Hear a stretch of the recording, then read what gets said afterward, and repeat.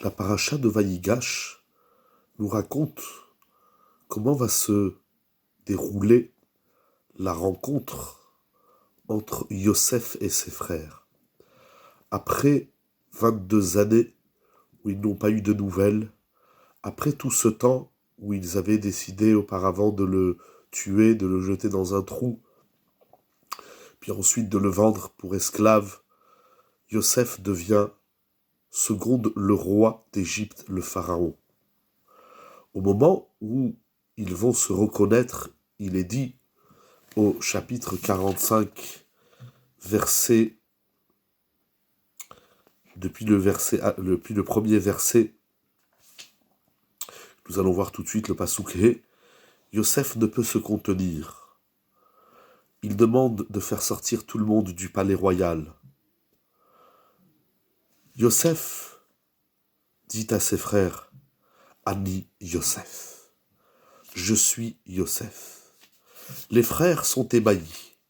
Nivhalou mipanav, lo yachlou echlav la anototo, ils ne pouvaient rien dire. Ki nivhalou mipanav. Il dit Rachi, ils ont eu honte, mipene aboucha. Yosef leur dit, approchez-vous de moi. Les frères s'approchent de lui, Vaïgashou. Et il leur dit, je suis Yosef. C'est bien moi que vous avez vendu en Égypte. Puisque c'est de cette façon, personne ne savait que Yosef avait été vendu.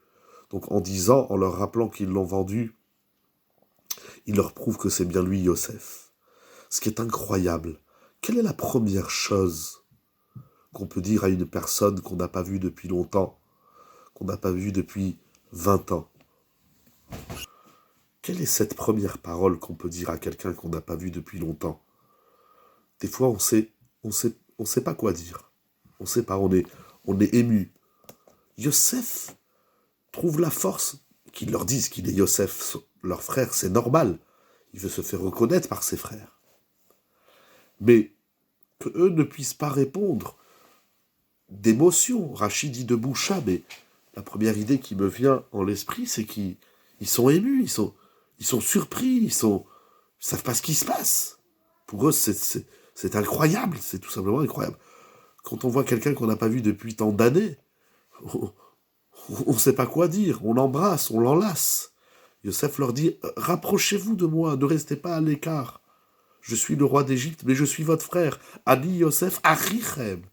Je suis Yosef, votre frère. Et il va leur tenir un discours. Mais la première chose qu'il va leur dire, Ve'ata, al te'atzevou, ne soyez pas tristes. Ve'al ichar be'enechem, et ne soyez pas en colère. Ki mechartem otzihena, de m'avoir vendu. Il rassure ses frères, il les apaise, il leur dit un mot gentil, un mot agréable, un mot doux, un mot de réconfort. Il ne veut pas que ses frères tombent dans la mélancolie, dans la hatzvout. La pire des choses, c'est la hatzvout. Altératsez-vous, ne vous attristez pas, ne soyez pas perturbés.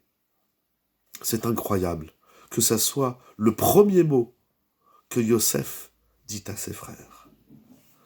Il y a ici, dans le Sefer Mimarianot par Shisra, du Rav Yechiel Menachem Zinger,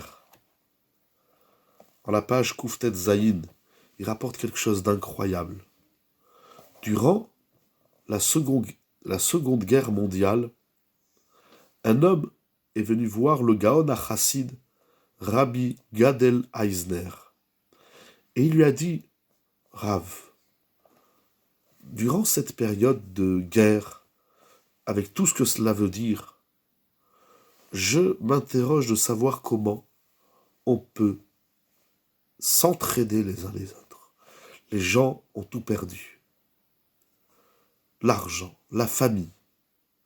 Certains se sont retrouvés dans les camps de concentration, dans les camps de la mort. Comment on peut, je vais vous le lire en hébreu, c'est très fort,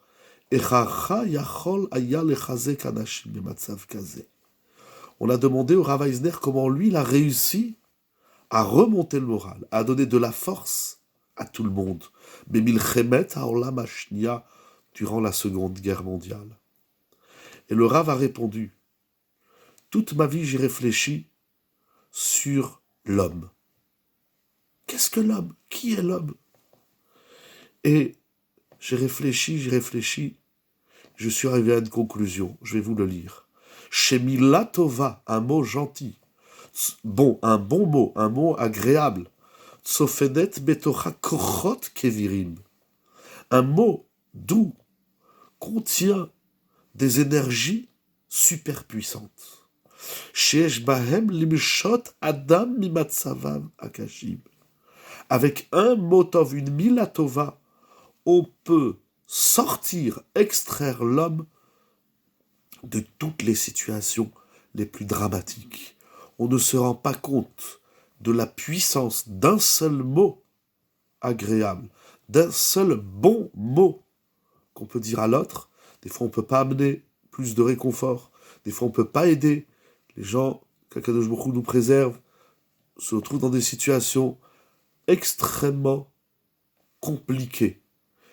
Que ce soit la maladie, que ce soit des problèmes de parnassa, des problèmes de shalom bayit, des problèmes de chinour, des problèmes graves, des problèmes de guerre, c'est la guerre. Un mot, un seul mot, un bonjour, un tu es mignon, tu es agréable, je ne sais pas, n'importe quel mot bon qu'on dit à l'autre, ça lui donne l'énergie.